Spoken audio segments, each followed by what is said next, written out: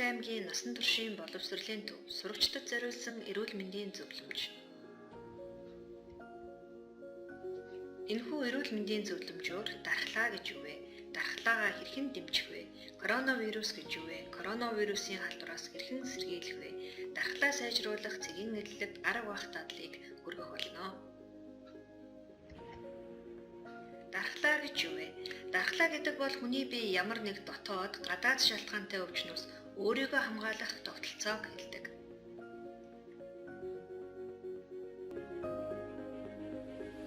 Дархлааг ерөнхийд нь төрөлхийн буюу байгалийн, олдмол буюу өвөрмөц гэж хоёр ангилдаг байна.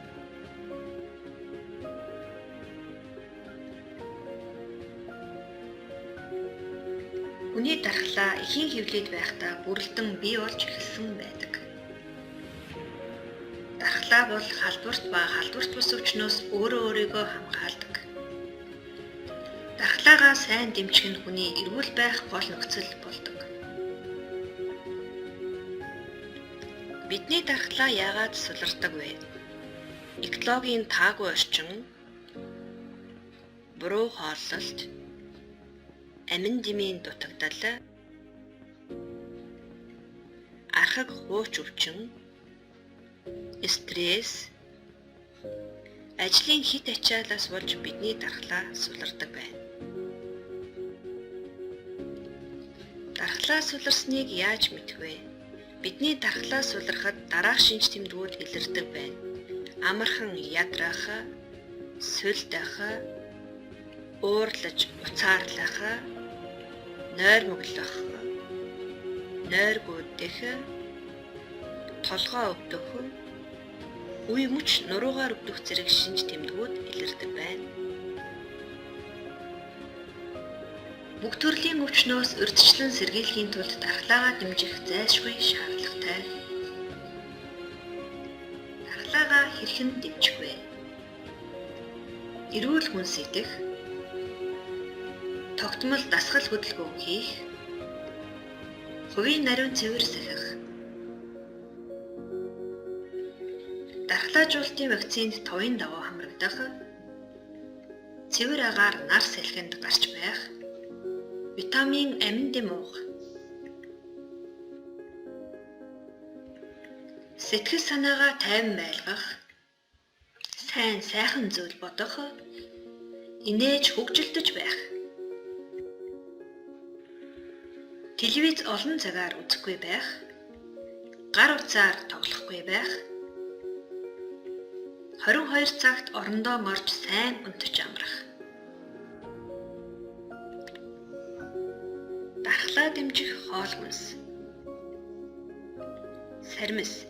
Саримс нь дархлал дэмжих амин хүчил тэжээлэх чанар ихтэй, халдвар мууганцрын эсрэг үйлчлэгээ үзүүлдэг. Загас. Дагсны омега 3 амин хүчил нь хүний биед шаардлагатай шимт бодисыг түргэн хугацаанд нөхөө зогсохгүй цусны эргэлтийг сайжруулдаг. Амуу тариа. Бор будаа, овёс, хүнсний хэвэг зэрэг амуу тариан төрлийн хүнсний бүтээгдэхүүнд эслэг, уураг ихээр агуулгаддаг. Самар ургамлын үр. Дархлаа дэмжих амин хүчлүүдийн тоонд Е амин дэм ордог. Самар ургамлын үрийг эзэснээр Е амин дэмийн хэрэгцээгээ төвөггүй нөхөх боломжтой. Сүүн бүтээгдэхүүн. Хүүхдэд бифида болон лактобактериар баялаг сүүн бүтээгдэхүүн өгөх нь хоол боловсруулах эрхтэнд байгаа хорт нянтай тэмцэхэд тусалдаг. Хүүхдийн эрүүл мэндэд хамгийн сайн хүнс бол гэртээ бүрсэн тараг, эдэм, аарц юм. Жимс хүнсний ногоо. Жимс хүнсний ногоонд агуулгаддаг С амин дэм шим тэжээлүүдийн нэгдэл нь хүний дархлалыг сэргээх амин чухал хүчин зүйлсэд ордог. Чацарган. Досны ханаагүй хүчил болох линол, линолин, олеоны зэрэг 3 хүчил их хэмжээтэй агуулдаг. Ихэвчлэн уушгины өвчнөд хэрэглэдэг, мөн чацарганы досыг эмчилгээнд өргөн хэрэглэдэг. Анс. С амин дэмийн дутагдлыг нөхдөг ансны навчийг цистит, бөөрийн чулуу, үе мөчний өвчнөд хэрэглэдэг. Зүгийн бол ба нимбэг. Дархлааг сайжруулах бас нэг бүтээгдэхүүн бол нимбэг зүгийн болтой ус юм. Өдөр тутам ууснаар дархлааны системийг маш сайн дэмждэг. Хүүхдийн өдөр дуудаг шингэн зүйлсэд нь 9 чихрийн оронд нэг халбах зүгийн бол нэмж өгөөрэй. Цагаан гаан өрөвсөл дарах үйлчлэгээтэйгээс гадна хоол боловсруулах үйл ажиллагааг дэмжиж, бие махбод өөрийгөө цэвэрлэх процессыг дэмждэг. Ханаад томоонаас сэргийлж дархлаа сэргээх бэлтгэл. Сонгонийн өтгөрүүлсэн шүүс. Нэг том сонгоныг жижиглэн хэрчиж 50 г бор 9 чихртэй хольж тунгаад тунсан шүүснээс нь өдөрт 4-6 халбаг ууна. Арттай шүл. Адууны махны досыг шүүсэн шүлгийг саримстай эсвэл арттай ууна. Нохоо гошууны ханд. Нэг аяг буцалсан усанд нэг цайны халбаг нохоо гошууны үр жимсийг хандлаад өдөрт 3 удаа ууна. Алим цагаан гааны шүүс. Тал алимыг жижиглэн хэрчиж 5-6 гэрчим цагаан гааны хамт 150 мл усанд буцалган шүүсийг өдөрт 3 удаа ууна. Нимбэгний шүүс. Нэг зүсэм нимбгийг буцалсан халуун усанд шахаж зүгийн балаар амтлан өдөрт 3-5 удаа ууна. Халуун усанд суух. Ханаад хүрсэн, хоолой өвдсөн эхний үед хөлийг өвдөгний үе хүртэл халуун бүлээн усанд 15 минут дүрнэ. Халуун бүлээн усандаа соод, гич зэргээс зохих хэмжээгээр хийвэл илүү үр дүнтэй. Ханаад томоонаас хэрхэн сэргийлэх вэ? Гараа тогтмол савндаж угаах, спиртэн суурьтай гар ариутгаж хэрэглэж хөвших. Амны хаалт тогтмол зүүх. Нэг удаагийн амны хаалтыг 3 цаг тутамд сольж байх. Хангалттай шингэн юм уу? Хүнсэндээ витамин С-гээр баялаг жимс ногоо хэрэглэх. Гэртээ чихтэй цэвэрлэгээ тогтмол хийх, агаарын солилцоо явуулж гэрээ цэвэрхэн байлгах.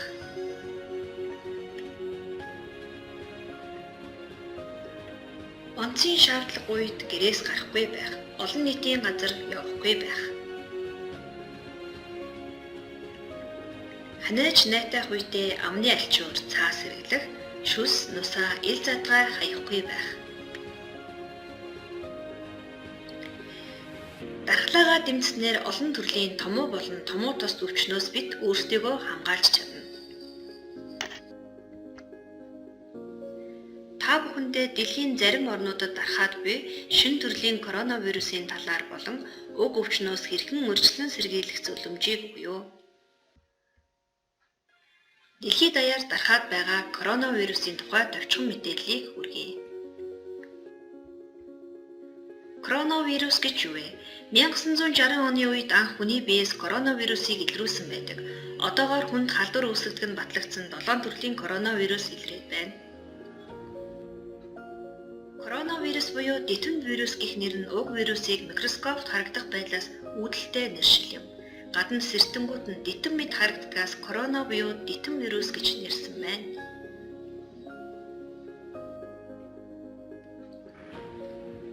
(2019 оны сүүлээр бүгд найрамдах Хятад дард улсын Ухаан хотод шалтгаан тодорхойгүй уушгины хатгалгаа өвчин гарсан. Уг өвчний үүсгэгч нь шинэ төрлийн коронавирус гэдгийг эрдэмтэд тогтоогоод байна. Коронавирус хэрхэн халдварладаг вэ? Шинэ коронавирус 2019 нь агаар туслын замаар хүнээс хүнд халдварладаг болгон тогтоогдсон. Ханаач найтах үед агаар туслаар ахуйн хавтал эд зүйлсээр халдварлаж болно. Мөн бохир гар шүүсээ нүдэнд хүрсэн тохиолдолд халдварлаж болно гэж үзэж байна.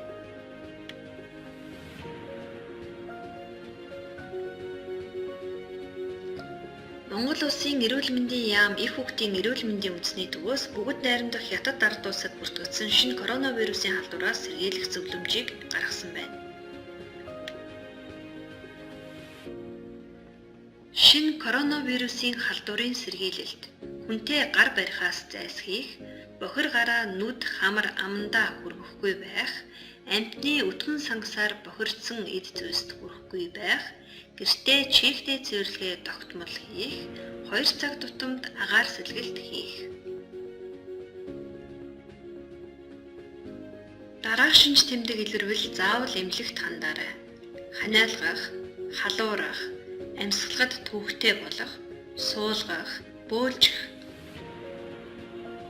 Та удаан хугацаагаар ханиалгасан бол 37.8 градусаас дээш халуурсан бол заавал эмнэлэгт очоорой. Шинэ коронавирусын халдвараас сэргийлэх энгийн 4 аргыг эрүүл мэндийн яамнаас гаргасан байна. Нэгт нь амны хаалт зүүх, хоёрт нь найтаж ханаах үедээ амны цаас хэрэглэх, гуравт нь шууны дотор тал руу ам хамраа дарж ханайж найтах, дөрөвт нь гараа тогтмол угаах.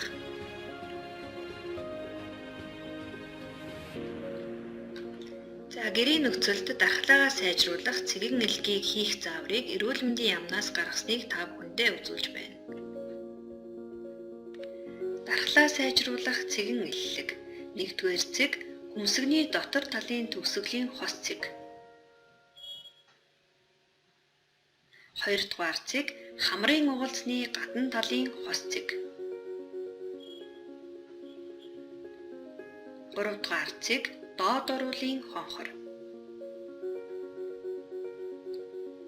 4-р цэг төвөнхийн 2 талын хос цэг. 5-р цэг игэмний дээд хонхрын хос цэг. 6-р цэг эрхий 7-р хурууны дунд хос цэг. 7-р цэг чихний арын төвөрийн хос цэг. 8-р цэг шилний хонхрын 2 талын хос цэг.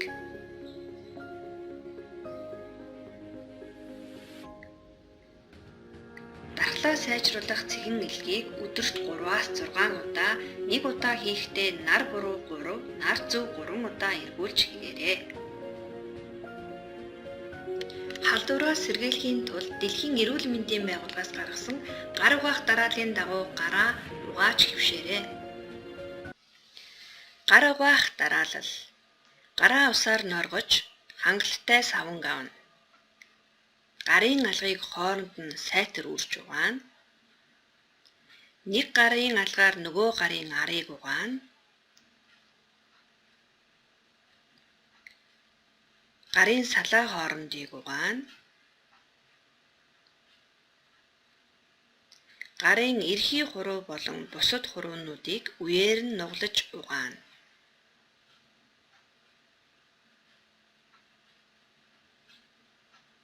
Гарын хумсыг гарын алганд үрж угаана.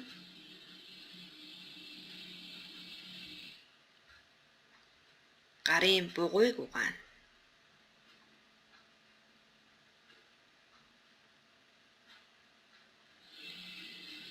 Гарын саван цэвэр усаар сайтар зайлж угаана.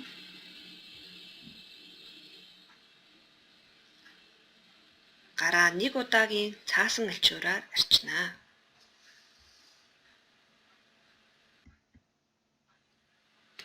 Гар ариутгах дараалал. Гар ариутгачаас гар дээрээ хийж авна. Алгаа хооронд нь үрнэ. 2 гарын арыг үрнэ. Гарын салаа хоорондыг үрнэ. Гарын үе болон хуруунуудыг үрнэ. Гарын хумсаа алгандаа үрнэ. Ингээд таны гар цэвэрхэн боллоо. За хөл хорионы хугацаанд сурагчдын хийх гэрийн даалгаврыг өгч байна. За дархлаа сайжруулах цэгэн нэлгийг өдөр бүр хийх, гар угаах дарааллын дагуу гараа угааж хэвших, цэгэн нэллэг гар угаах дарааллыг гэр бүлийн гишүүдтэй зааж өгөөрэй.